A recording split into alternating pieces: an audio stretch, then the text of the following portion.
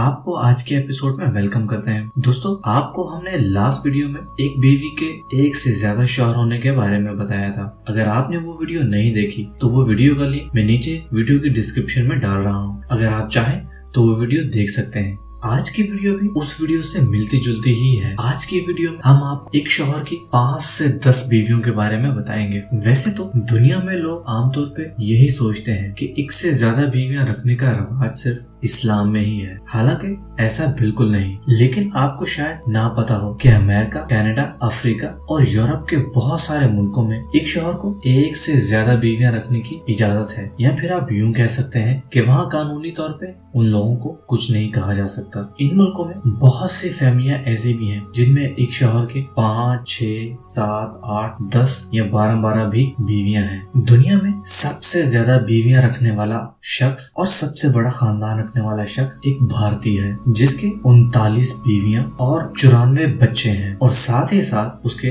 33 नवासे और पोते पोतियां भी हैं। दोस्तों, आज के एपिसोड के लिए इतना ही, लेकिन हम एक और मजेदार एपिसोड के साथ दोबारा आएंगे। हमारे चैनल को सब्सक्राइब करें ताकि हर न्यू वीडियो को फौरन से देख सकें, और ये वीडियो अगर पसंद आए तो लाइक करें, कमेंट करें और अपने दोस्तों से ज़रूर शेयर करें। मिलते हैं अगले एपिसोड में। मेरे YouTube चैनल को सब्सक्राइब करें और इस बेल आइकॉन को ऑन करें ताकि आप हमारी नई आने वाली हर वीडियो को फौरन से देख